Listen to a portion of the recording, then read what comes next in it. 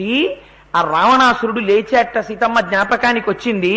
వస్త్రములు జారిపోతున్నాయి, బిగించుకున్నాడు. ఆ మెడలో వేసుకున్నటువంటి పుష్పహారములు నలిగిపోయాయి. ఉత్తమమైనటువంటి ఆభరణములను ధరించాడు. స్నానం కూడా చెయ్యలేదు, బయలుదేరిపోతున్నాడు.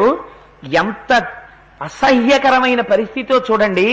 రాత్రి ఆవులతో క్రీడించి పడుకున్న ఆబోతు పడుకున్నట్టు పడుకున్నాడంతమంది స్త్రీల మధ్యలో. రావణుడు బయలుదేరి వెడుతుంటే ఆ ధ్వనికి అక్కడ పడుకున్నటువంటి కొన్ని వేల మంది కాంతలకి తెలివొచ్చింది. వాళ్ళు లేచారు.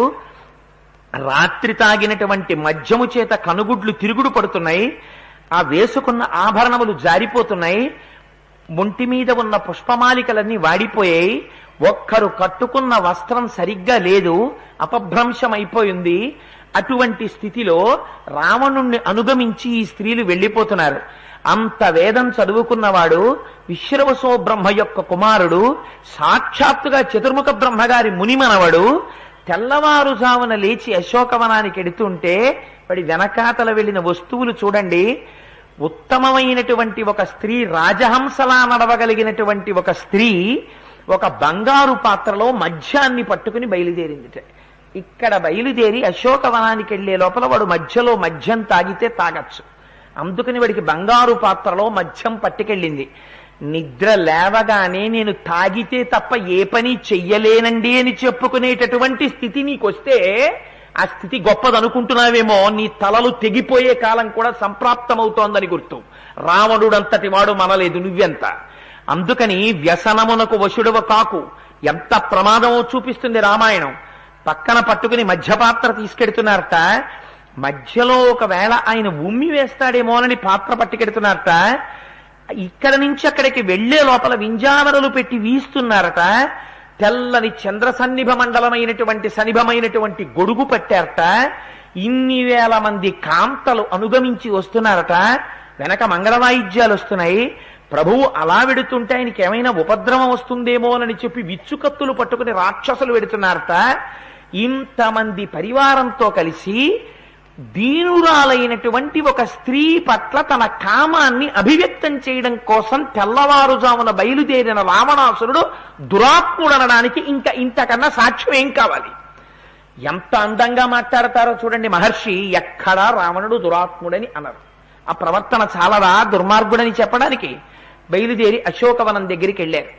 బయలుదేరి వెడితే తల్లి సీతమ్మ తల్లి మహర్షి అన్నారు, అప్పటి వరకు నేల మీద కూర్చుని అశోకవనంలో శోకమూర్తిలా కనపడుతున్న అమ్మ ఉపవాస కృషాం దీనాం విశ్వసంతీం పునః పునః. అటువంటి తల్లి మనస్సు రామచంద్రమూర్తికి దగ్గరగా పెట్టి ఉండడం చేత కేవలం రాముణ్ణి మాత్రమే ఆంతరమునందు దర్శనము చేస్తూ బాహ్యమునందు ఉన్నటువంటి ప్రదేశములను చూస్తున్నట్టుగా కనపడుతూ రామసామీప్యమునందు మానసికముగా పొందినటువంటి తల్లి ఈ రావణాసురుడు వస్తుంటే గబ్బగబ్బా లేచి కూర్చుని ఇటువంటి దుర్మార్గుడికి శరీరంలో ఏ అవయవాలు కనపడితే ఏ ప్రమాదమోనని, స్త్రీ అవయవములు ఏవి కనపడితే పురుషుడు ఉద్రేకం చెందుతాడో అటువంటి అవయవములు కనపడకుండా జాగ్రత్త పడి గొంతుక కూర్చుని తన తొడలతో చేతులతో తన శరీరమును ఆచ్ఛాదించి కూర్చుందిట. కొడుకు నిద్ర లేచి బయటికి వస్తుంటే అమ్మ చీర సర్దుకు కూర్చుంటే ఆ కొడుకుని ఉరి తీసేసినా ఇంకా అంతకన్నా తక్కువే వాడి బతుక్కిహ. కొడుకు లేచి తెల్లవారుజామున వెళ్ళిపోతుంటే అమ్మ ఎలా పడుకున్నా ఇలా కళ్ళు విప్పి చూసి మా అబ్బాయిరా వెళుతున్నవాడని పడుకోగలగాలమ్మ. ఒక స్త్రీ ఒక పురుషుడు అలా వెళ్ళిపోతుంటే ఆయన ధర్మాత్ముడు అని సంతోషించగలగాలి. ఒక ప్రభువు, ఒక రాజు 10 మందికి నీతి నేర్పవలసిన వాడు, వేదం చదువుకున్నవాడు, అటువంటి వాడు వస్తుంటే ఒక స్త్రీ సర్దుకు కూర్చుందంటే అది చాలు రావణాసురుడి బతుక్కి.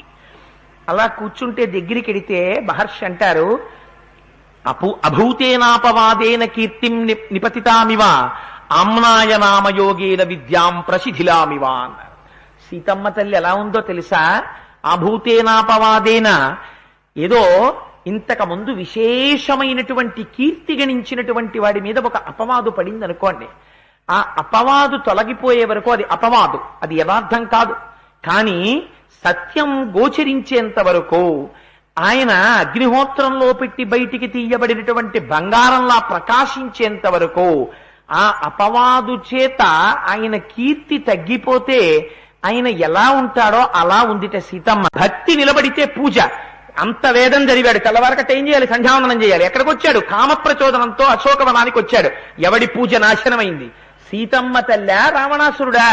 పెట్టడం సీతమ్మ తల్లి మీద పెడతారు, నాశనం అయిన వాడెవరో రావణాసురుడిలో చూపిస్తారు. ఏకకాలమునందు ఉపమానము చేత సీతమ్మని, ఫలితము చేత ప్రవర్తన చేత రావణుణ్ణి శ్లోకంలో చూపించడం సుందరకాండ. అది మహర్షి యొక్క గొప్పతనం. అది వాల్మీకి మహర్షి రచనా వైచిత్రి. అందుకని సన్నామివ మహాకీర్తిం శ్రద్ధామివ విమానితాం. అంతకు ముందు ఎంత శ్రద్ధగా ఉండేవాడో. ఒక విషయం కనపడితే శ్రద్ధ అన్నది, శ్రద్ధ అంటే ఏమిటో తెలుసా అండి? మీరు చేస్తున్నటువంటి పని చేత తెలిసిపోతుంది మీకున్న నమ్మిక. ఏమిటి నమ్మిక? మీరు ఎదురుగుండా ఉన్నవాడు పరమాత్మ అని మీరు నమ్మారనుకోండి, పూజామందిరంలో ఉన్నది విగ్రహం కాదండి, మా స్వామే వచ్చి కూర్చున్నారు అని నువ్వు నమ్మావనుకో, నువ్వు పువ్వులు తీసి పూజ చేసేటప్పుడు తెలిసిపోతుంది. నువ్వు ఒక్కొక్క పువ్వు తీసి మెల్లగా పెట్టు, ఇబ్బంది లేదు. అక్కడ ఉన్నవి విగ్రహాలే అనుకుంటే ఇన్ని పువ్వులు తీసి ఇలా విసురుతుంటావు. కాబట్టి శ్రద్ధ అనేది నువ్వు చేసేటటువంటి పూజ చేత గోచరం అవుతుంటుంది. ఆ శ్రద్ధ తప్పిపోతే పరమాత్మ ఫలితం ఇవ్వడం కూడా అలాగే ఉంటుంది. అందుచేత శ్రద్ధ కనపడాలి. ఆ శ్రద్ధ నశించిపోతే ఎలా ఉంటుందో సీతమ్మ అలా ఉందిట. ఆమె యందు ఉపమానం. కానీ ఎవరు ఇటువంటి నడువడితో ఉన్నవాడు ఇవాళ? రావణాసురుడు. ఎందుకని ఒకనాడు ఎంత తపస్సు చేశాడు. బ్రహ్మగారి కోసం తపస్సు చేస్తే ఈశ్వర సాక్షాత్కారం కలగకపోతే 10 తలకాయలు కోసి అగ్నిహుండంలో వేయించాడు. అటువంటి రావణుడు ఇవాళ గ్రామ్య సుఖం కోసమని తెల్లవారుజామున లేచి ఒక స్త్రీ ముందు నిలబడి మాట్లాడుతున్నాడు. ఎవడి పూజ నాశనమైంది, ఎవడి శ్రద్ధ నాశనమైంది, ఎవడి కీర్తి నశించిపోతోంది. వేది యందు చల్లారిపోతున్న అగ్నిహోత్రంలా ఉంది అమ్మవారు. ఒక్కొక్కరు అగ్నికార్యం చేస్తారు. ఎంత జాగ్రత్తగా ఉంటుందో ఆ అగ్నికార్యం. ఏకకాలమునందు హవిస్సు, ఆ వెయ్యవలసినటువంటి ఆ పుల్లముక్క, అట్నుంచి నెయ్యి, ఇట్నుంచి స్వాహాకారం ఏకకాలంలో పెడతాయి. పొగ రాకుండా జాగ్రత్త పడి ఆ అగ్ని శిఖ పైకొచ్చేటట్టు చూసుకుంటారు. ఒక్కొక్కరు యజ్ఞం చేస్తారు. ఓహ వేసేయడమే. పొగ అస్తమానం వెడుతుండడం, ఇంకా కనపడ్డ వాళ్ళందరూ వెళ్ళి అందులో ఊతుండడం. ఎందుక యాగం? ఇంకా ఎందుక యజ్ఞం? ఇంకా అగ్నిహోత్రానికి హవ్యవాహనుడని పేరు. ఆయన ద్వారా వెళ్ళాలి నువ్వు ఇచ్చినటువంటి హవిస్సు. ఏదసలు నీకు శ్రద్ధ ఎక్కడుంది? అగ్నిహోత్రం వేదికలో చల్లారిపోతున్నా పట్టించుకోకపోవడం నీ శ్రద్ధ తగ్గిపోవడం. అలా ఉందిట అమ్మవారి ఇవ్వాల. అంటే లోపల ఉండవలసినటువంటి ఆస్తిక్య బుద్ధి నశించిపోతున్నవాడు రావణాసురుడు. ఏకకాలమునందు ఒకే శ్లోకంలో 2 విషయాల్ని ప్రతిపాదన చేస్తారు మహర్షి. అలా దగ్గరికి వస్తే మహర్షి అంటారు, ఇవాళ రావణాసురుడు ఎలా ఉన్నాడో తెలుసా? సకల్ప వృక్ష ప్రతిమో వసంత ఇవమూర్తిమాన్ శ్మశాన చైత్య ప్రతిమో భూషితోపి భయంకర అన్నారు. వాడు మంచి తెల్లటి పాలనురుగు లాంటి వస్త్రం కట్టుకున్నాడు. మహర్షి అన్నారు, దానికి ఎక్కడ చిన్న మట్టి పట్టిన మరక కూడా లేదుట. అటువంటి మరక లేని వస్త్రాన్ని కట్టుకున్నాడు. అంత పరివారంతో వచ్చాడు, మంగళవాయిద్యాలతో వచ్చాడు. గమ్మత్తేమిటో తెలుసా అండి? వాల్మీకి మహర్షికి ఏం రాగద్వేషాలుండవు. హనుమ కదా కౌగిలించుకుందాం, రావణాసురుడి కదా ద్వేషిద్దాం, ఇలా ఆయనేం మాట్లాడరు. వాడి యొక్క రోమకూపాల్లోంచి బయటికి వస్తున్నటువంటి బ్రహ్మతేజస్సుని చూసి హనుమ అంతటి వారు పైకొమ్మలలో ఉన్నవారు వీడు రాత్రి నిద్రపోతున్నప్పుడు చూశాను. ఏమి కాంతి రావిడి కాంతి! నిద్రపోయి స్నానం చెయ్యకుండా సంధ్యావందనం చెయ్యకుండా వీడు వస్తుంటే వీడి తపశ్శక్తి వీడి రోమకూపాల్లోంచి కొడుతోంది పైకి. వీడిని ఇంకొక్కసారి చూద్దామనిపించి కొంచెం కింద కొమ్మలోకి దిగారట. వాడి తేజస్సు ఎలా కొట్టిందంటే ఆ తేజస్సుని చూసి అమ్మో చూడ్డమే అని ఒక్కసారి కళ్ళు మూసుకుని వెనక్కి తిరిగి కొంచెం ఆకుల మధ్యలోకి వెళ్ళి ఆకులు కళ్ళకు అడ్డు పెట్టుకుని చూశారట హనుమ అంతటి వారు.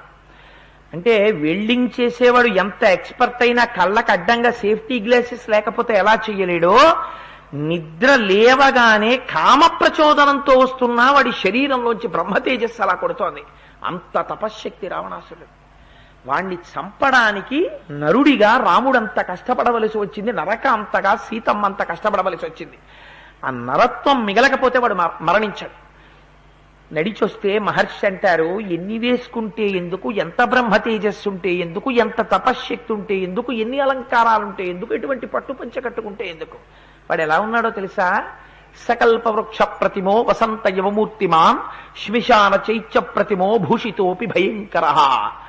ఒక అద్భుతమైనటువంటి మేడ కట్టాడు ఒక ఆయన.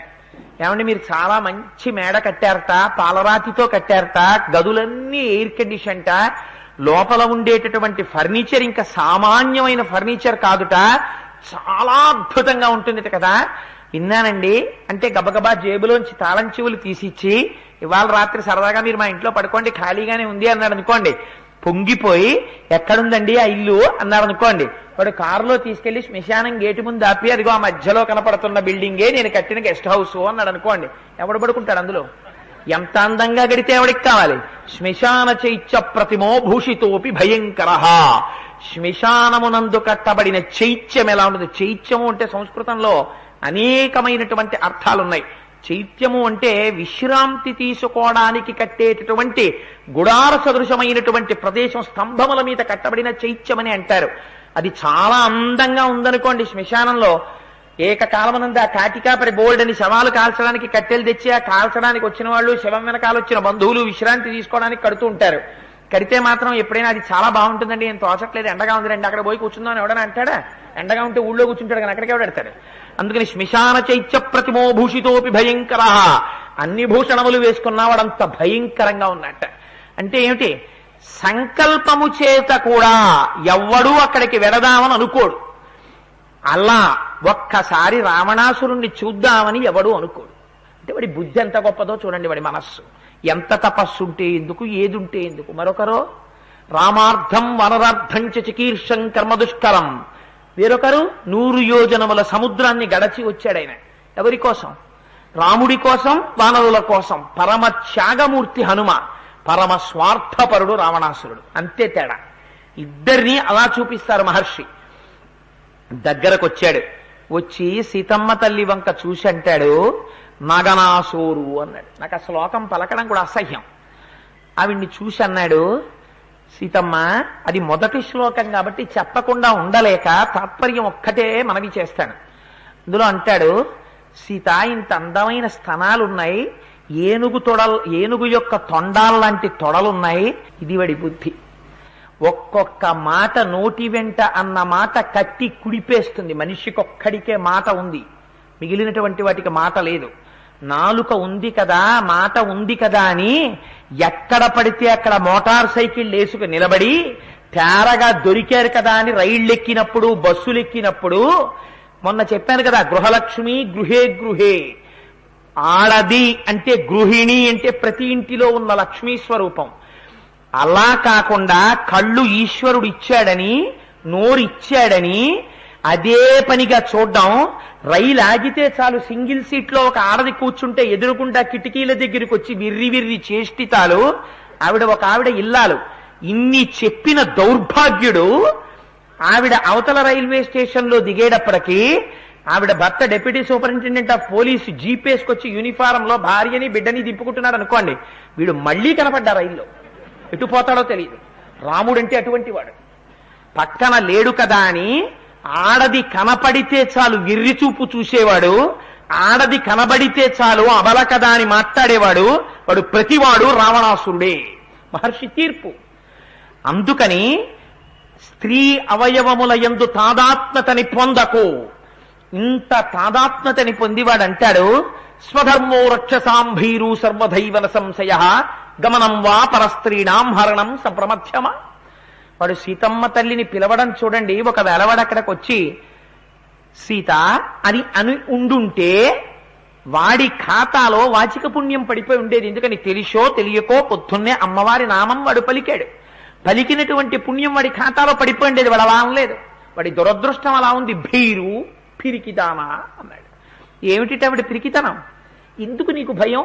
ఇక్కడ ఎవరున్నారు అంటే వాడి దృష్టికోణం ఎంతసేపు ఏమిటంటే, సీతమ్మ తల్లి తన పాంపు చేరితే ఈ మాట రాముడికి తెలిసిపోతుందని బెంగబెట్టుకుంటోందని వాడి బాధ. అందుకని వాడు అంటాడు, పిరికిదానా ఇక్కడ ఎవరున్నారు? అందరూ రాక్షసులే, నేను రాక్షసుని. చూసావా 100 యోజనముల సముద్రం, ఎవ్వరూ దాటి రాలేరు. నేను లోకాలన్నిటినీ ఓడించాను.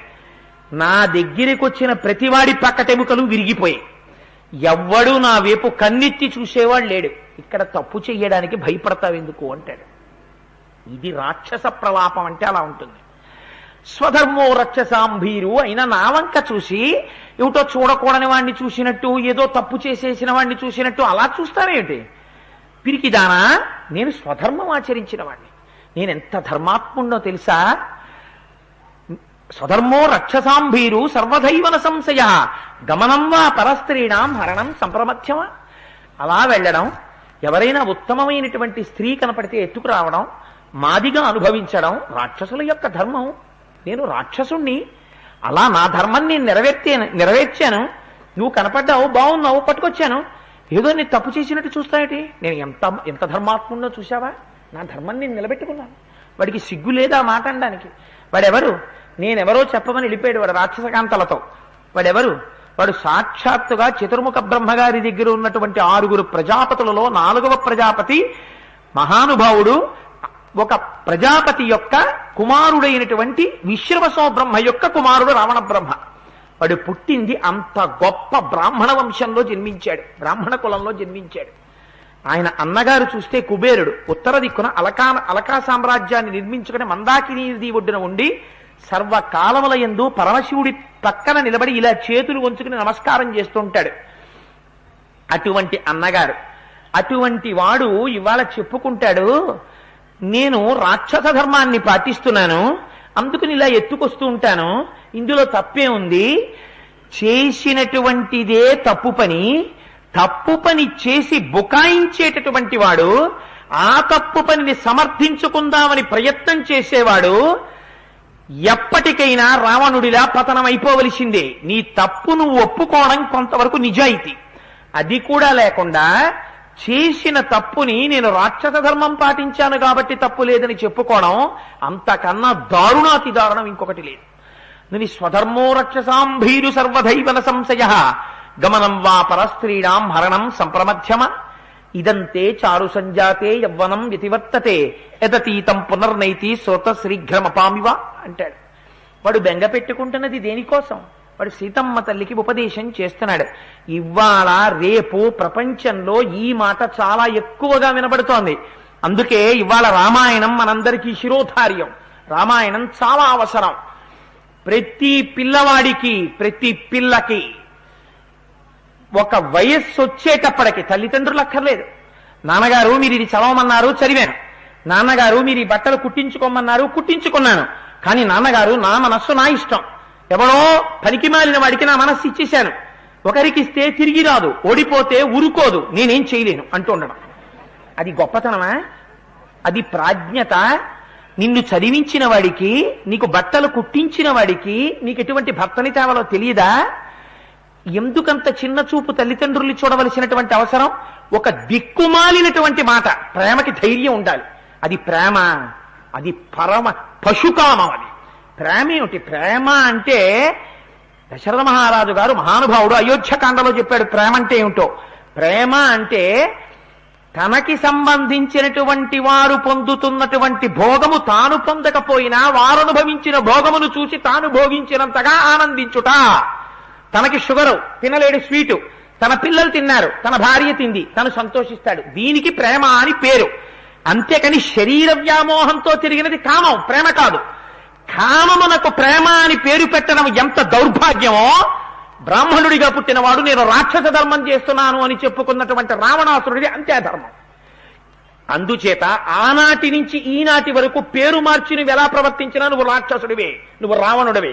నిర్ద్వందం. సుందరకాండ బతికే ఉంది నీకు తీర్పు చెప్పడానికి, నీకు ఫలితం ఇవ్వడానికి. అందుచేత స్వధర్మో రక్షసాంభీరు సర్వధైవన సంశయ గమనం వా పరస్త్రీణాం హరణం సంప్రమధ్యమ ఇదంతే చారు సంజాతే యవ్వనం వ్యతివర్తతే యదతీతం పునర్నైతి శ్రోత శ్రీఘ్రమపామివ. పైగా అంటాడు, ఏదో అమ్మకి తెలియనట్టు వీడికే తెలుసున్నట్టు ఒక పెద్ద ధర్మోపదేశం చేశాడు. సీత, ఏమిటో అంత మిడిసిపడిపోతున్నావు? మనిషికి శరీరంలో యవ్వనం అనేటటువంటిది కొంతకాలం మాత్రమే ఉంటుంది. ఒక నది ప్రవహించి వెళ్ళిపోయిందనుకో, వెళ్ళిపోయిన నదిని మళ్ళీ వెనక్కిరా అంటే తిరిగి వస్తుందా? నీ శరీరంలో యవ్వనం ఉంది కాబట్టి నేను నిన్ను కామించాను. నువ్వు ఇలాగే చెట్టు కింద కూర్చుంటే, ఇలాగే ఉపవాసాలు చేస్తే, ఇలాగే తపస్సు చేస్తే కాలం గడిచిపోతుంది. కాలం గడిచిపోతే నీకున్నటువంటి యవ్వనం కూడా వెళ్ళిపోతుంది. యవ్వనం వెళ్ళిపోతే నేను కన్నెత్తి చూస్తాను అనుకుంటున్నావా? యవ్వనంలో ఉన్నప్పుడు భోగం అనుభవించాలి. ఇవాళ మీరు ఎవరిని పలకరించండి ఓ మాట వినపడుతుంటుంది. అప్పుడే ఎందుకండి పురాణాలు, అప్పుడే ఎందుకండి దేవాలయాలు? దానికో వయస్సు ఉంది. రిటైర్ అయిపోయిన తర్వాత వెడతాం గుళ్ళోకి, రిటైర్ అయిపోయిన తర్వాత వెడతాం పురాణానికి. రిటైర్ అయిపోయిన తర్వాత నీ చేతులు వణికిపోతుంటాయి. రిటైర్ అయిపోయిన తర్వాత నీ కళ్ళు కనపడవు. ఏది గొయ్యో తెలియదు, ఏది ఎత్తైన ప్రదేశమో తెలియదు. నువ్వు గబగబా వెళ్ళలేవు, గబగబా రాలేవు. ఒంట్లో బీపీ, పైన కేటరాక్టు, పెద్ద పెద్ద అద్దాలు, చేతికో కర్ర. అంటే నేను వృద్ధాప్యాన్ని నిందించానని కాదు నా ఉద్దేశం. ఇది నీకు బాల్యం యవ్వనంలో ఉండగా నువ్వు విషయాన్ని తెలుసుకుని ఉండుంటే, నువ్వు అనుష్ఠానం చేసి ఉంటే నీకు లోపల గొప్ప దైవీ సంపద ఏర్పడుతుంది. అప్పుడు శరీరము జర్జరీభూతమైన అదేం బెంగలేదు. నువ్వు సంతోషంగా వచ్చి భగవత్ కథ వినగలుగుతావు. అప్పుడు నువ్వు వెళ్ళి భగవంతుడి దగ్గర కూర్చుంటే సంధ్యావందనం చేద్దామంటే మంత్రం రాదు, పూజ చేద్దామంటే ఒక్క సహస్రం రాదు. నేను ఒకనాడు ఆశ్చర్యపోయాను. నయనా కంఠాసుపత్రికి డాక్టర్ గారి దగ్గరికి వెళ్ళా. ఒక ఆయన బొట్టు పెట్టుకుని వచ్చారు. చూస్తేనే తెలిసిపోతోంది జన్మచేత బ్రాహ్మణుడు అని. ఆ డాక్టర్ గారు ఈయనకి ఎంతవరకు ఉందో ఆ చూపు మందగింపన్నది చూద్దామని విష్ణు సహస్రనామ స్తోత్రం పుస్తకం ఇచ్చారు. ఇచ్చి చదవండి అన్నారు. ఆయన పుస్తకం వంక అటు చూసి ఇటు చూసి విశ్వం విశ్వం అన్నారు. అంటే ఆయన అన్నారు, మీకు కనపడక చదవలేకపోతున్నారా, మీకు అది చదవడం రాక అలా చదువుతున్నారా అన్నారు. ఆయన అన్నాడు, నాకు ఎప్పుడు అలవాటు లేదండి, ఏమిటిది అన్నాడు. అంటే అది విష్ణు సహస్రనామ స్తోత్రం అండి, మీరెవరు అన్నారు. ఆయన బ్రాహ్మణుడండి అన్నారు. మీకు విష్ణు సహస్రనామ స్తోత్రం చదవడం రాదా, ఎప్పుడు చదవలేదా అన్నారు. నేను చదవలేదండి అన్నారు. అది ఏ ఆసుపత్రిలో నాకు ఖచ్చితంగా గుర్తులేదు, నయనమని కంటి మీద వచ్చేసింది, ఒకవేళ అయ్యి ఉండొచ్చు. చేత ఆశ్చర్యపోయి డాక్టర్ గారు ఈనాడు పేపర్ ఇచ్చారు. హైదరాబాద్ మార్చి 31, ఈ రోజు తెల్లవారుజామునే బస్సు కింద పడి 36 మంది మరణించారు. టక టక టక టక చదివేశాడు. నీ దృష్టికోణం ఎక్కడుంటే అక్కడ ఉంటుంది చదువు కూడా. అందుకని డాక్టర్ గారు ముక్కు మీద వేలేసుకుని, ఎంత గొప్ప సంస్కారం రానిది, ఇది విశ్వం విష్ణుర్వషత్కారో భూత భవ్య భవత్ప్రభు. ఆ పుస్తకం ఇవ్వగానే అసలు ఆయన అనాలి, అయ్యా ఇది ఇక్కడ నాకు సరిగ్గా కనపడకపోయినా చదివేస్తానండి, ఎందుకంటే లోపల ధారణలో ఉంది ఇది, నాకు రాని పుస్తకం ఏదైనా ఇవ్వండి, నేను సరిగ్గా చదవగలనో లేదో చెప్తాననాలి. అటువంటిది నీకు 60 ఏళ్ళు వచ్చాక 70 ఏళ్ళు వచ్చాక పురాణం వింటానంటే, 70 ఏళ్ళు వచ్చాక పూజ చేస్తానంటే, 70 ఏళ్ళు వచ్చాక తిరుపతి తిడతానంటే, కొడుకు పోన్లే పాపమ్మ నాన్న ఇన్నాళ్ళు సంపాదించడం తప్ప కబంధుళ్ళ ఒక్కనాడు గుడికి వెళ్ళింది లేదు, పోన్లే తీసుకెడదామని నిజంగా అష్టదళ పాదపద్మారాధన టిక్కెట్టు కొని నిన్ను తీసుకెళ్లినా వైకుంఠం క్యూ కాంప్లెక్స్ దగ్గర నుంచి నువ్వు ఆనంద నిలయం వరకు నడవగలవా? ఒకవేళ నడిచావు, తీరా తీసుకెళ్లి సీరియల్ నెంబర్ వరకు కూర్చోపెట్టడానికే తిరుమలలో 2 గంటలు పడుతుంది. 2 గంటలు అయిపోయిన దగ్గర నుంచి నీ శరీరం జర్జరీభూతం అయిపోయింది. దీనికి వచ్చేస్తుంది, నువ్వు కూర్చోలేవు. నేను ఎంతమందినో చూశాను మహాప్రభు, అందుకు చెప్తున్నాను. యదతీతం పునర్నైతి శ్రోత శ్రీఘ్రం అపామివ ఏవంచైతు కామాంతు నత్వాం ప్రక్షామి మైథిలి కామం కామశరీరం మే యథా కామం ప్రవర్తిత అంటాడు. ఇదో పచ్చపర్థం. సీత, నిజంగా నేను కానీ నిన్ను పొందాలి అనుకుంటే క్షణం పొందగలను, కానీ నేను నిన్ను బలవంతంగా పొందను. ఎందుకో తెలుసా? నాకు ఒక మర్యాద ఉంది. ఏమిటా మర్యాద? నీ అంత నువ్వు వచ్చి నా పాంపు చేరాలి తప్ప నిన్ను నేను బలవంతంగా అనుభవించలేదు. నేను అటువంటి పనులు చేసేవాడిని కాదు. అసలు రహస్యం ఏమిటి? వాడికి శాపం ఉంది. బ్రహ్మగారు అసహ్యం వేసింది. మంచి నిండు సభలో ఉండగా అప్సరస పరిగెత్తికెళ్ళి, చూడు నీ మునిమనుడు ఎలాంటి పనులు చేస్తున్నాడో, నన్ను చెరబట్టాడని. దిక్కుమాలినాడా, నీ మీద కంప్లైంట్లే పెద్ద వాల్యూమ్స్ అయిపోతున్నాయి ఇక్కడ, ఇంకొకసారి నీయందు మనస్సు లేని వనిత పట్ల నువ్వు అమర్యాదగా ప్రవర్తిస్తే, అటువంటి స్త్రీతో సంభోగం చేసే ప్రయత్నం చేస్తే నీ తలకి పగిలిపోతుందన్నారు బ్రహ్మగారు. అందుకని వీడు వెళ్ళడం. అది చెప్పడు వీడు. లేకపోతే వాడికి అంత బుద్ధ, వాడికి అంత నిగ్రహమా? అది చెప్పడం మానేసి, నేనెంత ధర్మాత్ముండో చూసావా, నీ అంత నువ్వు పాంపు చేరాలి, నేను మాత్రం అప్పటి వరకు నీ జోలికి రాను, నిన్నేమన్నా ఇలా మార్చేస్తాను. ఎంత గొప్పగా మాట్లాడతాడో చూడండి. ప్రతి మాటలోనూ కాపట్యమే. వేసుకున్నది యజ్ఞోపవీతం, కట్టుకున్నది పట్టుపంచ, పుట్టినది బ్రహ్మవంశం, మాట్లాడింది ప్రతి మాట అబద్ధం. పైగా ఎప్పుడు? తెల్లవారుఛామున. ఎక్కడ? ఒక పతివ్రత ముందు.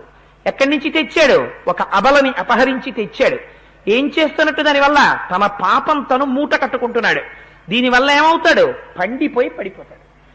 కాబట్టి నువ్వు కూడా ఎప్పుడెప్పుడు ఏ మాట మాట్లాడాలో తెలియకుండా మాట్లాడితే నువ్వు మూట కట్టుకుంటున్న వాడితో సమానమే. సుందరకాండ తీర్పు. ఒంటి జడ వేసుకుంది తల్లి, మలినమైనటువంటి పట్టుబట్ట కట్టుకుంది, భూమి మీద పడుకుంటోంది, ఉపవాసం చేస్తోంది. రావణుడు అంటాడు, ఎందుకు ఈ ఒంటి జడ, ఎందుకు ఈ మలినమైన పట్టుబట్ట, ఎందుకు ఈ భూమి మీద పడుకోవడం, ఎందుకు ఈ ఉపవాసాలు, ఎందుకు ఇవన్నీ? హాయిగా మన అంతఃపురంలో చూడు ఎన్ని రకాల వంటలున్నాయో, ఎన్ని రకాలైనటువంటి మధువులున్నాయో, ఎన్ని రకాలైనటువంటి ఆభరణాలున్నాయో. 7,000 మంది ఉత్తమ కాంతలు నీకు దాసీ జనంగా వస్తారు. హాయిగా అవన్నీ అలంకరించుకో. ఎవరి గురించి చేస్తున్నావు తపస్సు? దీనుడు ఎక్కడున్నాడో తెలియదు, రాజ్యభ్రష్టుడు ఉన్నాడో తెలియదు, లేడో తెలియదు, అడవిని పట్టి తిరుగుతున్నాడు. 100 యోజనముల సముద్రం అడ్డుంది ఒక నరుడు, దేవదానవులు నన్నేం చెయ్యలేరు. అటువంటి రాముణ్ణి పట్టుకుని రామా రామా రామా నువ్వు వస్తావు నువ్వు వస్తావు నువ్వు వస్తావు అంటావు. వస్తాడా? ఎందుకు ఈ పిచ్చి అంటాడు.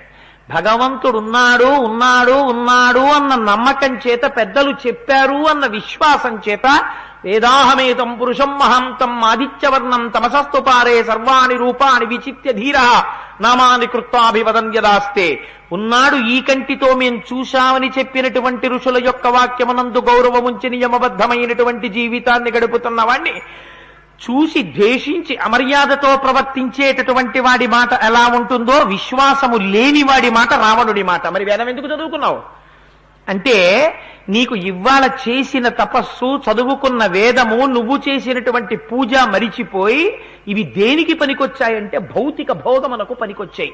ఇది మరణమునకు దారి తీయదా? ఇదే రావణుణ్ణి సీతమ్మని అడ్డు పెట్టి ఇద్దరిని చూపించడం. ఈ మాటలు అనడం చేత తపస్సు చేస్తున్నటువంటి మహాపతివ్రత పట్ల అపచార ధోరణితో మాట్లాడి ద్విగుణీకృత పాపాన్ని మూటకట్టుకుంటున్నాడు. ఏకవేణీ ధరాశయ్యాం ధ్యానం మలినమంబరం మస్తానే ఉపవాసస్య నైతాన ఉపైకాయింతే పిబ విహర రమస్వ భుంచ్వ భోగాన్ ధననిచయం ప్రతిశామి మిదినించ మయిలలలనే యథాసుఖత్వం పైచ సమేత్తలలం తు బంధవాస్తే అంటాడు. ఇందుకు సీతాల పడుకోవడం, పిబ హాయిగా తాగు, విహర తిరుగు, రమస్వ రమించు, భుంచ్వ కావలసినంత అనుభవించు. ఎంత ఐశ్వర్యం ఉందో తెలుసా నా దగ్గర, ఎంతమంది దగ్గర కొట్టుకొచ్చాను. వాడి సొంతం కాదు, వాడు సిగ్గు లేకుండా చెప్పుకుంటాడు. కుబేరుణ్ణి ఓడించి పుష్పక విమానం పట్టుకొచ్చాను, దేవతల్ని ఓడించి రకరకాల మణులు మాణిక్యాలు తెచ్చాను, అందరివి నావిగా చేసుకున్నాను. వాడిది వాడికుంచకుండా వాడిది తెచ్చి నీవుగా అనుభవిస్తుంటే వాడు ఏడుస్తూ ఉంటాడు. రామయతి అసత్ప్రలాపాన్ కరయతి ఇది రావణ. ఇంకోడు ఏడుస్తుంటే వాడిది తెచ్చుకుని తను నవ్విన వాడే రావణుడు. ఈ నిర్వచనంలోకి నువ్వు ఎన్నడూ పడకూడదు, జ్ఞాపకం పెట్టుకో. అందుకని అలాంటి రావణుడు కనుక ఒక మాట అంటాడు అమ్మతోటి, పిబ హాయిగా తాగు, తిను, సుఖంగా అనుభవించు, ఆభరణాలు పెట్టుకో, ఆనందంగా ఉండు, నా పాన్పు చేరు, నాతో రమించు. అంతేకాని ఎందుకు వచ్చింది ఇదంతా? ఇంకొక మాట చెప్పనా? నాకున్న ఐశ్వర్యం అంతా నీ ఐశ్వర్యం, నీ బంధువులందరినీ పిలిచి హాయిగా ఈ ఐశ్వర్యం తయ్యి. స్త్రీలని లోభ పెట్టడం అనేటటువంటి విద్య ఒకటి ఏ యూనివర్సిటీలోనైనా పెడితే దానికి వైస్ ఛాన్సలర్ గా రావణాసురుణ్ణి ఇయ్యొచ్చు. ఎందుకు అంటే వాడు ఎంత గొప్పగా మాట్లాడతాడో చూడండి. వీడి ఐశ్వర్యం అంతా ఆవిడికి ఇస్తాట, ఆవిడ బంధువులకి ఇవ్వచ్చుట. ఏమీ తెలియని అమాయకమైన ఆడదాన్ని లోభ పెట్టేవాడు ఇలాగే మాట్లాడతారు. మీరు ఇప్పటికీ చూడండి, Ramayanam gets repeated repeated repeated repeated and repeated for ever. ఎందుచేత పేపర్స్ లో ఇప్పటికీ మనం చదువుతుంటాం, అమాయకమైనటువంటి ఆడదాన్ని తాను చాలా ఉన్నత వంశానికి చెందినవాడిని, తాను చాలా ధనవంతుడని ప్రలోభ పెట్టి స్నేహితుడి కారెట్టుకొచ్చి తన కార్లగా చెప్పి ఆవిడ్ని తీసుకెళ్లి ఆవిడకున్నటువంటి నగలు ఒలిచేసుకుని ఆవిడ్ని పీక పిసికి చంపేశాడు అని మనం పేపర్లో చదువుతుంటాం. అయ్యో ఆ మాయకురాలు పాపం ఎలా వశురాలైపోయిందో అనుకుంటుంటాం. అప్పటి నుంచి ఇప్పటి వరకు స్త్రీని లోభ పెట్టిన ప్రతి దుర్మార్గుడు అలాగే మాట్లాడతాడు.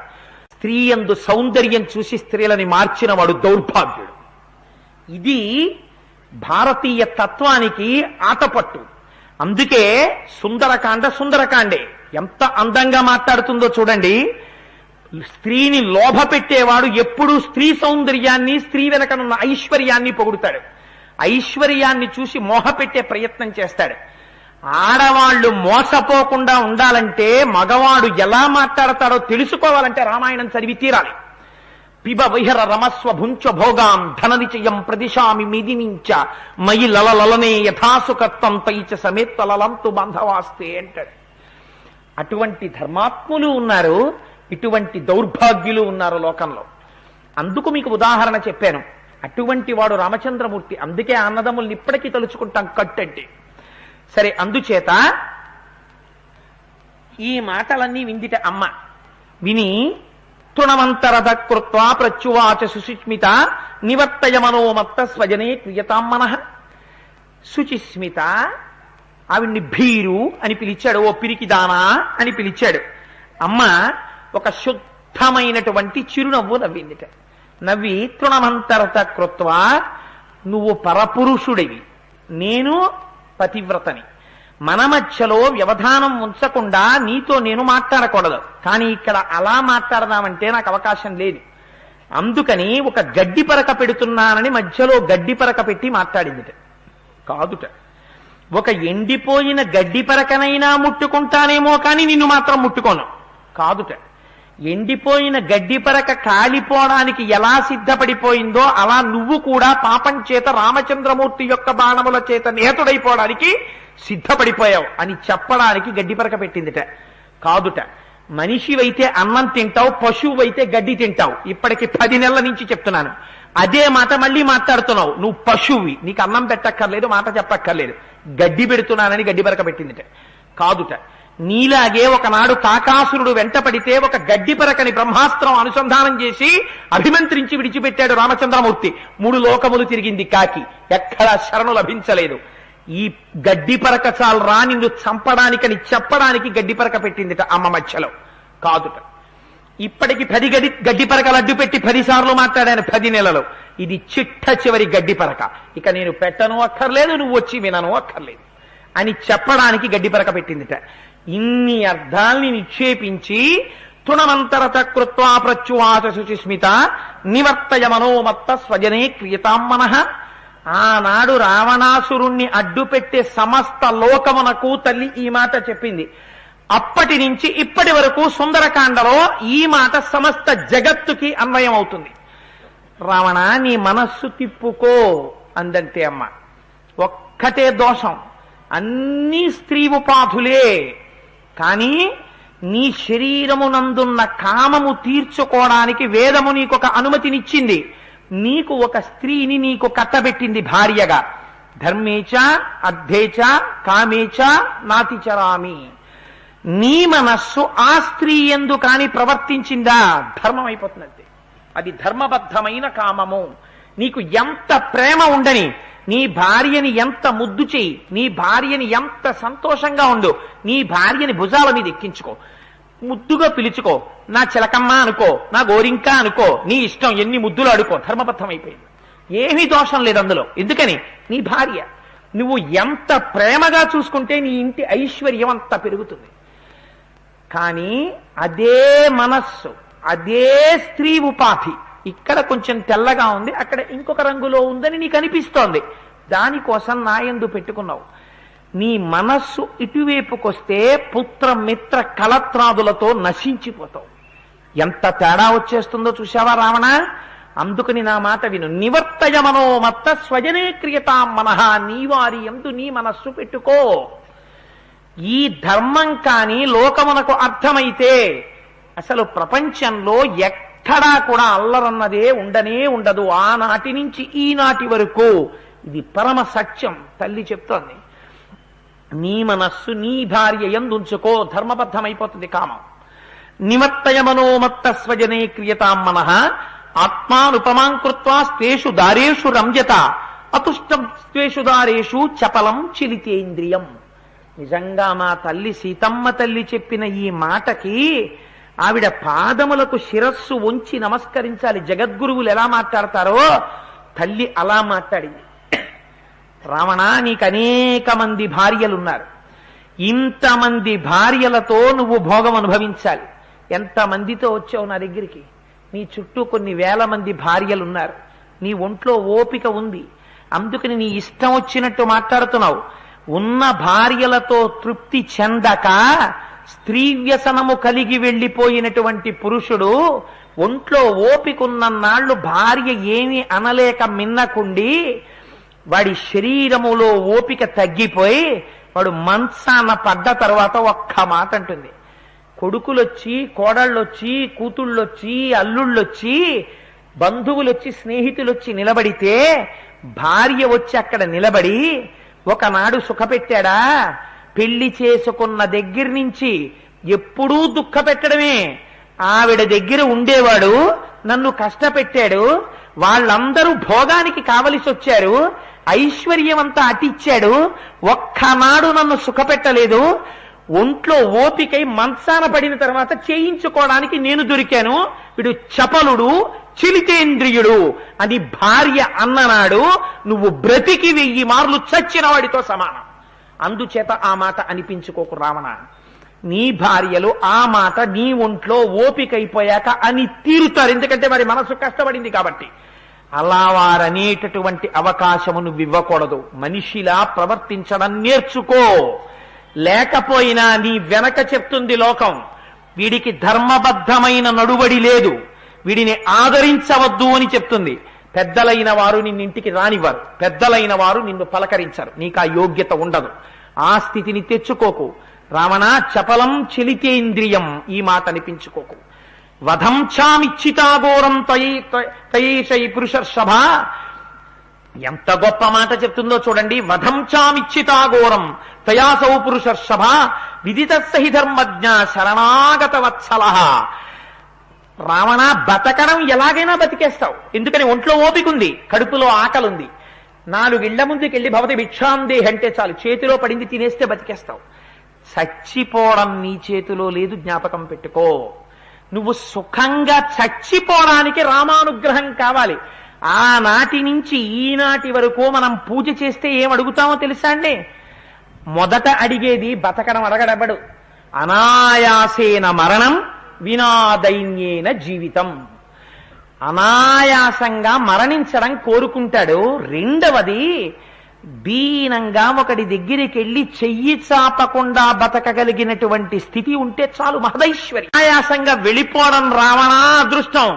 ఏమిటో అనుకుంటున్నావు? నాతో మాట్లాడడం అంటే పిచ్చి పిచ్చి మాటలు మాట్లాడుతున్నావు. రాముడు వచ్చేస్తాడు.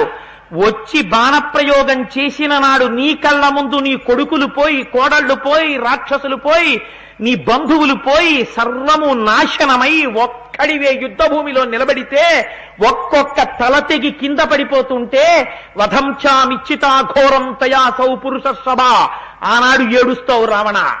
ఓపికుందని చేస్తున్నావు పాపం, అనుభవించవలసి వచ్చిన నాడు కష్టపడతావు. ఇది జ్ఞాపకం తెచ్చుకో. పాపం చెయ్యడంలో నిగ్రహాన్ని ప్రదర్శించడం నేర్చుకో. రావణుడికి చెప్పిందా? సమస్త జాతికి చెప్పిందా అమ్మ? ఆనాటి నుంచి ఈనాటి వరకు సుందరకాండ పరమసత్యమై నిలబడిపోయింది. అందుకే సుందరకాండ పారాయణ కాండ. జాగ్రత్త చేసుకో, జాగ్రత్త చేసుకో, జాగ్రత్త చేసుకో చెప్పిందమ్మ. శరణాగత వత్సల. మరి అయ్యో, ఇన్నాళ్ళు అయిపోయిందండి, వృద్ధాప్యం వచ్చేసింది, తెలియలేదు, పొరపాటు చేసేసాను, నా జీవితం గాడి తప్పిపోయింది, ఏం చెయ్యను ఇప్పుడు? ఏం బెంగలేదు. ఒక్కసారి మనసులో శరణం తరుణేందు శేఖర శరణం మే గిరిరాజ కన్యక శరణం పునరేవతా ఉభౌ శరణం నాణ్యదుపైమి దైవతం అజ్ఞానినా మయా దోషానశేషాన్ విహితాన్ హరే క్షమస్వత్వం క్షమస్వత్వం శేషశైల శిఖామణే అని ఒక్కసారి అను.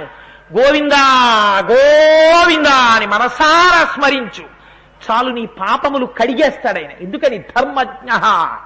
ఆయన శరణాగత వత్సల. పాదములు పట్టుకుని శరణన్న వాణ్ణి ఒడిచిపెట్టడం మా స్వామికి రాదురా. రావణ, నన్ను తీసుకెళ్లి రామచంద్రమూర్తి యొక్క పాదాంబుజముల యందు సమర్పించి కృతకృత్యుడుక. సంతోషంగా జీవించరా రావణ. ఎందుకొచ్చిన అల్లర్రా ఇదంతా? శక్త్యా లోభయితుం నాహం ఐశ్వర్యేణ ధనేనవా అనన్యే రాఘవేనాహం భాస్కరేణ ప్రభాయథ. పిచ్చవాడా, నేను సీతమ్మని తెచ్చానంటావేమిటి? నీ జీవితంలో నువ్వు నన్ను తేలేవు. సూర్యుడి నుంచి సూర్యుడి కాంతిని వేరు చేసి తేగలవా? వజ్రము నుంచి వజ్రపు ప్రభని వేరు చేసి తేగలవా? పువ్వు నుంచి పువ్వు యొక్క వాసనని వేరు చేసి తేగలవా? ఎలా తేలేవో రాముడి నుంచి నన్ను అలా విడతీసి తేలేవు. శివశక్తులు రెండూ కలిసే ఉంటాయి, పరబ్రహ్మము పరబ్రహ్మశక్తి రెండూ కలిసి ఉంటాయి. నువ్వు తేలేవు.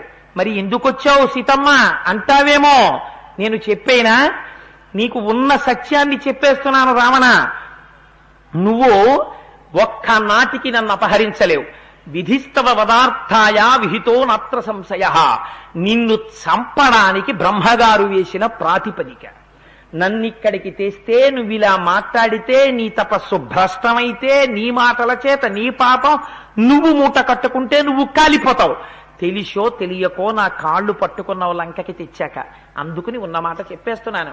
పైగా రాక్షసాధమా రామస్య భార్య అమిత తేజస.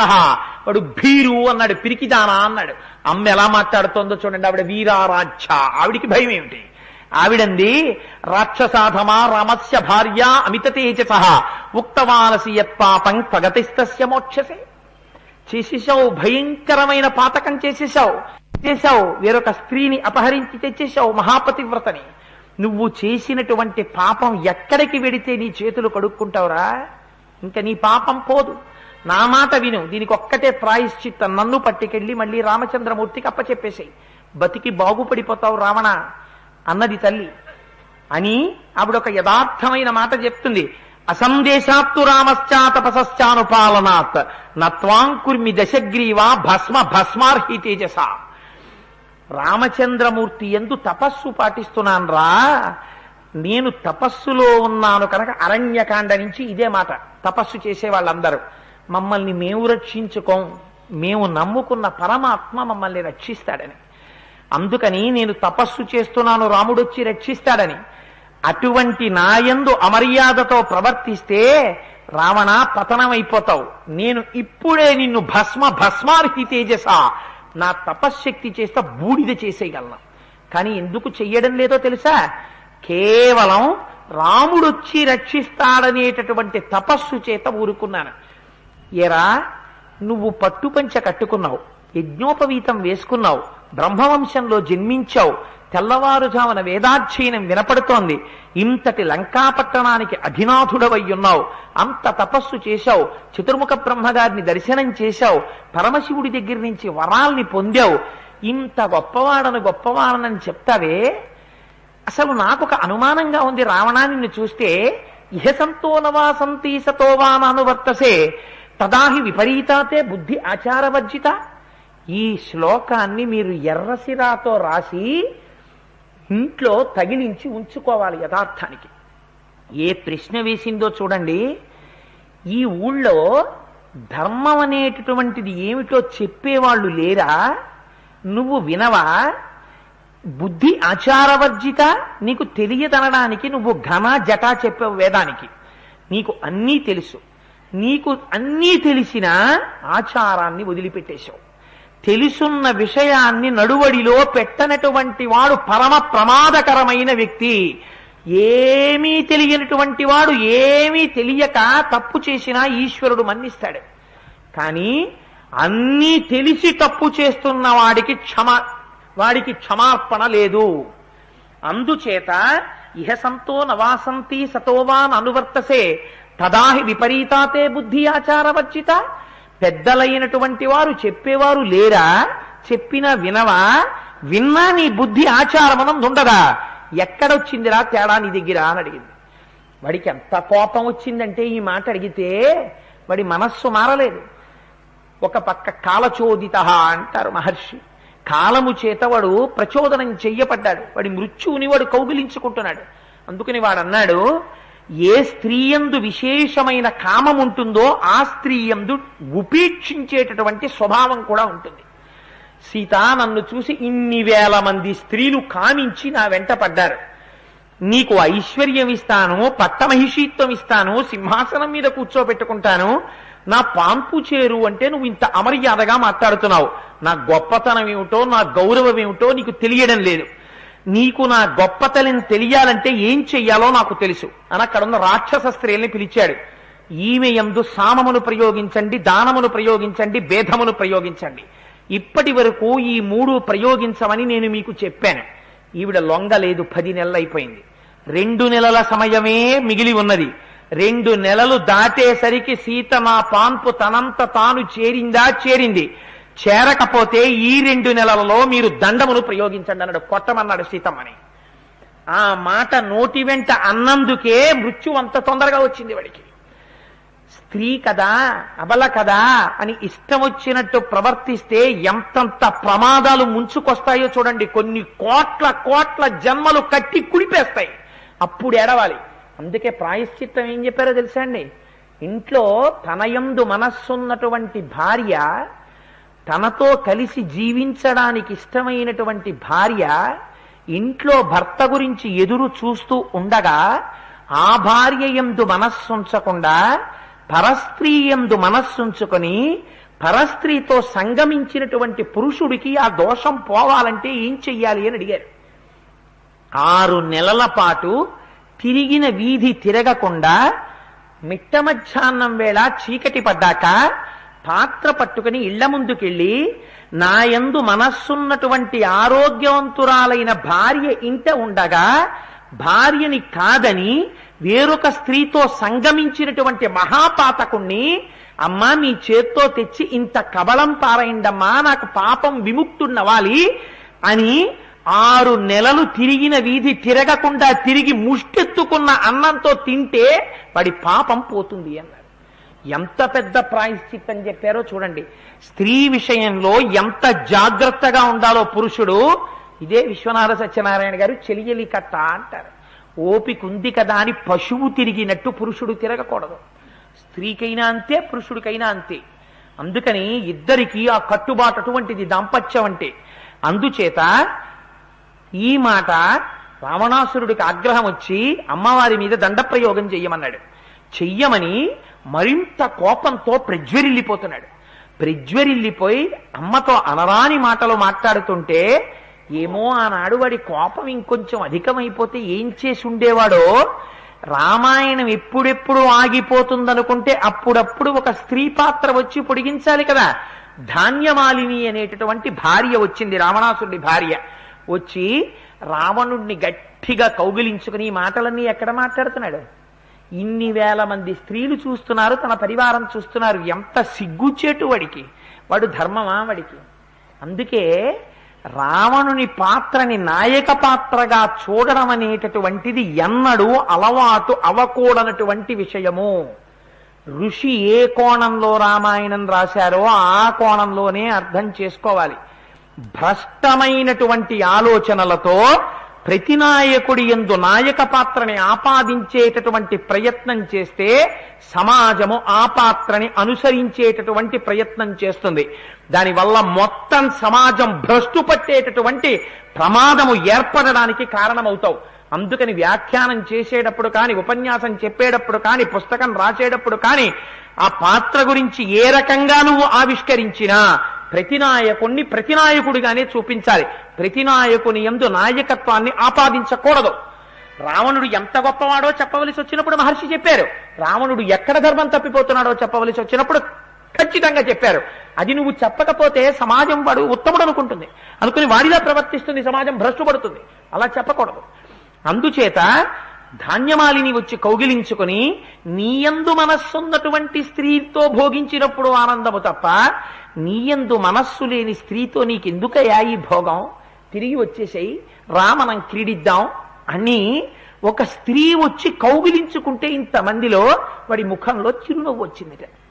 వాడు ఎంతగా కామమునకు వశుడైపోయి ఉన్నాడో చూడండి. చిరునవ్వు వచ్చి ఆ స్త్రీతో కలిసి అమ్మవారి పట్ల అధిక్షేపించి మాట్లాడుతుంటే అక్కడికి వచ్చిన దేవతా స్త్రీలు, గంధర్వ స్త్రీలు ఏడిచ్చారు. వాడి భార్యలు కూడా కదా వాళ్ళ కన్నీరు పడిందే వాడి ప్రవర్తన చూసి. ఆ లంక కాలిపోదు మరి. చూసి సీతమ్మకి సంజ్ఞ చేశారు, బెంగ పెట్టుకోకు, ఏడవకు, నీకేం అవదు అంటున్నారు వాళ్ళు.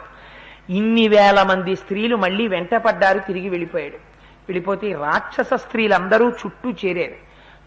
చేరి వాళ్ళు చెప్తారు, రాక్షసులు ఏం చెప్తారు? లంబకర్ణ లలాటంచ లంబోదర పయోధరాం లంబోష్టీం లంబసుబుకాం లంబాస్యాం లంబజానుకాం క్రోధ కాళీ విగ్రహ మహర్షి ఎంత పెద్ద లిస్ట్ ఇచ్చారో వాళ్ళ గురించి. లంబకర్ణ లలాటంచ లంబోదర పయోధర, మేము ఉపయోగమా పుణ్యమా పురుషార్థమా వాళ్ళ పేర్లు చెప్పుకుంటే, పెద్ద లలాటం ఉన్నదొకత్తి, పెద్ద చెవున్నదొకత్తి, ఒకే కన్ను పెద్దదున్నదొకత్తి, ఆవు పాదం లాంటి పాదం ఉన్నదొకత్తి, పందిమూతి లాంటి మూతున్నదొకత్తి, అది కూడా రాశారు. కావాలంటే మీరు సుందరకాండలో చూసుకోండి మూలంలో. పందిమూతి లాంటి మూతున్నదొకత్తి, పెద్ద పెద్ద పళ్ళున్నదొకత్తి, కడుపు జారిపోయిందొకత్తి, పొట్టిగా ఉన్నదొకత్తి, అతి పొడుగ్గా ఉన్నదొకత్తి, రకరకాలైనటువంటి వికారములున్నటువంటి రాక్షస స్త్రీలందరూ చుట్టూ చేరారు. చేరి ఇవాళ లోకంలో ఒక డైలాగ్ ఉంది చూశారా, అది మొట్టమొదట కనిపెట్టిన వాళ్ళు ఎవరో తెలుసా అండి? సుందరకాండలో రాక్షస స్త్రీలు చెప్పారు ఆ డైలాగ్ని. సీతమ్మ దగ్గరికి వెళ్ళి అంత ఎక్స్ట్రాలు వద్దు అన్న డైలాగు రాక్షస స్త్రీల నోటి నుంచి వచ్చింది. ఎందుకు చెప్పానో తెలుసా? సీత దేనికైనా ఇంత అతి పనికి రాదన్నారు. దీన్ని మీరు ట్రాన్స్లేట్ చేసుకోండి గ్రామ్య భాషలోకి. అంత ఎక్స్ట్రాలొద్దు. అది మీకు ఊతపదం అయితే సీతమ్మ చుట్టూ ఉన్న రాక్షస స్త్రీలు మాట్లాడిన మాటలు మీరు ఉపాసన చేసుకుంటున్నవారు. వారే ఫలితాన్ని పొందారో మీరు అది పొందుతారు. అందుకని ఇవాళ మన అదృష్టం అలా ఉంది, అటువంటి మాటలు సంప్రదాయాలు అయిపోయాయి. అందుకని వాళ్ళు వెళ్ళి అన్నారు, ఏదైనా కూడా ఇంత ఎక్కువ పనికి రాదు సీత. ప్రేమించావు నీ భర్తని, చాలా గొప్ప విషయం. ఎవరనుకుంటున్నావు రావణాసురుడు అంటే? సామాన్యుడు కాడు, మహానుభావుడు. ఆ ప్రజాపతులలో పులశ్చ బ్రహ్మ 4వ వాడు. ఆయన కొడుకు విశ్రవసో బ్రహ్మ మహర్షి. విశ్రవసో బ్రహ్మ యొక్క కుమారుడు రావణ బ్రహ్మ, సాక్షాత్తుగా చతుర్ముఖ బ్రహ్మగారికి మునిమనవడు. లోకంలో అందరినీ జయించాడు. బ్రహ్మగారి గురించి తపస్సు చేశాడు, వరములు పొందాడు. దేవ దానవ యచ్చ గంధర్వ కిన్నెర కింపురుషుల చేత సంహరింపబడడం. దేశంలో ఎక్కడెక్కడ ఏ విలువైన వస్తువులు ఉన్నాయో అన్ని కొట్టుకొచ్చాడు మావాడు. అంతఃపురం నిండా పెట్టాడు. నిన్ను పట్టపురాణిని కమ్మంటున్నాడు. ఏమిటి నీకు ఇంకా? మనుష్య కాంతవి, హాయిగా ఎంత భోగం అనుభవించచ్చు. ఏమిటి మూర్ఖత్వం? ఏమిటి భూమి మీద పడుకోవడం? పోన్లేని మనస్సు మార్చుకుంటామని ఇన్నాళ్ళు చూశాం, ఏమిటి మనస్సు మార్చుకో, ఎంత చెప్పాలి నీకు అని వాళ్ళు గద్దించారు. ఆవిడంది, దీనోవా రాజ్యహీనోవా యోమే భర్త సమే గురు తం నిత్యమనురక్తాస్మి యథారూపాం సువర్చల. భారతీయ స్త్రీ ఏ మాట మాట్లాడుతుందో ఆ మాట అమ్మ మాట్లాడుతుంది. అమ్మ మాట్లాడితే కదా భారతీయ స్త్రీలు నేర్చుకున్నారు. ఎంత అందమైన మాట అంటుందో చూడండి. భర్త అని పిలవడానికి, భర్త అని ప్రేమించడానికి, భర్త అని గౌరవించడానికి ఐశ్వర్యం ఉంటే భర్తగా చూడడం, రాజ్యం ఉంటే భర్తగా చూడడం, ఒంట్లో ఓపికంటే భర్తగా చూడడం నాకు తెలియదు. దీనోవా రాజ్యహీనోవా, ఆయన దీనుడు కావచ్చు, రాజ్యహీనుడు కావచ్చు. యోమే భర్త సమే గురు, నా భర్త నాకు గురువు, నా భర్త నాకు సమస్తం. తం నిత్యమనురక్తాస్మి యథారూపాం సువర్చల. సూర్యుణ్ణి సువర్చల ఎలా అనుసరిస్తుందో, వశిష్ఠుణ్ణి అరుంధతి ఎలా అనుగమిస్తుందో, అగస్త్యుణ్ణి లోపాముద్ర ఎలా అనుగమించి విడుతుందో, శ్రీమతి కపిలుణ్ణి ఎలా అనుసరిస్తుందో, రోహిణి చంద్రుణ్ణి ఎలా అనుసరిస్తుందో, చవన మహర్షిని ఆయన భార్య అయినటువంటి తల్లి ఎలా అనుగమిస్తుందో, సత్యవతి సావిత్రి సత్యవంతుణ్ణి ఎలా అనుసరిస్తుందో, అలా నేను కూడా సర్వకాలములయందు రామచంద్రమూర్తి యందే మనస్సుంచుకున్న దానను. నా కాలి గోటితో కూడా రావణాసురుణ్ణి స్పృశించను. మీరు నా శరీరాన్ని ఖండములుగా తెగ్గొట్టేయండి, తినేసేయండి, ఏదైనా కానివ్వండి, రామచంద్రమూర్తిని తప్ప అన్యుల్ని కన్నెత్తి కూడా నేను చూడను. నా రాముడే నాకు భర్త, అన్య పురుషులు నాకు ఎన్నడూ భర్త కాలేడు. మీరు ఈ మాట చెప్పకూడదు, నేను వినకూడదు అంది తల్లి. అనేసరికి అందులోంచి హరిజట అనేటటువంటి స్త్రీ ఒకటి లేచి గుడ్లు మిటమిట తిప్పి అంది, ఈ స్త్రీని రావణాసురుడు అపహరించి తెచ్చి అశోకవనంలో పెట్టినప్పటి నుంచి నా నోటి వెంట లాలాజలం కారిపోతోంది. ఎప్పుడెప్పుడు ఈ స్త్రీని తినేద్దామా అని చూస్తున్నాను. అంటే అక్కడే ఉన్న ఏకజట అనే స్త్రీ లేచింది. ఆ రాక్షసంది, ఇన్నాళ్ళు బయటపడితే ఇంకోళ్ళు వెళ్ళి చెప్పేస్తారేమో అని ఊరుకున్నాను. హరిజట బయటపడిపోయింది కాబట్టి చెప్తున్నాను. ఈవిడ్ని చూసినప్పుడల్లా నూరు ఊరిపోతూ ఉంటుంది, ఎప్పుడు తినేద్దామా అని. నరకాంత ఆకలితో ఉన్నవాడు ఎదురుకుండా భక్ష్యాల్ని పెట్టుకుని తినకుండా ఎలా నిగ్రహించుకుని కూర్చుంటాడో అలా నిగ్రహించుకుని కూర్చుంటున్నాను. ఎంత బతిమాల్తాం ఈ మనుష్యకాంతని. ప్రభు ఎలాగో అనుజ్ఞనిచ్చాడు కదా ఈవిడ్ని దండించమని. పీక పిసికి చంపేద్దాం, చచ్చిపోతుంది. మనుష్యకాంత రామా రామా అంటూ మరణించిందని ప్రభువుకి చెప్పండి, తినేసేయండి అంటాడు. ఆ తర్వాత మాత్రం వాటాలు వేసుకోవడంలో దెబ్బలాట రావడానికి వీల్లేదు. ఇప్పుడే చెప్తున్నాను. హృదయస్థానమునకు కింద ఉండేటటువంటి ప్లీహము, ఈవిడ గుండె, మెదడు, నావి, ఆ 4 నేను తింటాను అంటే ఇంకొక ఆవిడంది, ఆవిడ తొడలు నావి, కాళ్ళు నావి, పాదములు నావి, చేతులు నావి, వాటాలు వేసేసుకున్నారు. వెళ్ళండి, వచ్చేటప్పుడు కళ్ళుకుండలు పట్టండి, మానవకాంత శరీరం తిని నికుంభలా నాట్యం చేద్దాం, వెళ్ళి కళ్ళుకుండలు కూడా పట్టండి అన్నారు. ఒక స్త్రీ రావణుడికి చెప్పడానికి వెడుతోంది. సీతమ్మ తల్లి యొక్క దైన్యం ఎలా ఉంటుందో, ఎంత బాధపడుతుంటుందో ఆలోచించండి. ఆ తల్లి అటువంటి పరిస్థితులలో కూడా భర్తని మనస్సులో ఉంచుకోవడం తప్ప వేరొకటి తెలియని తల్లి. ఇది మహాపాతివ్రత్యం అంటే, సీతమ్మ అంటే.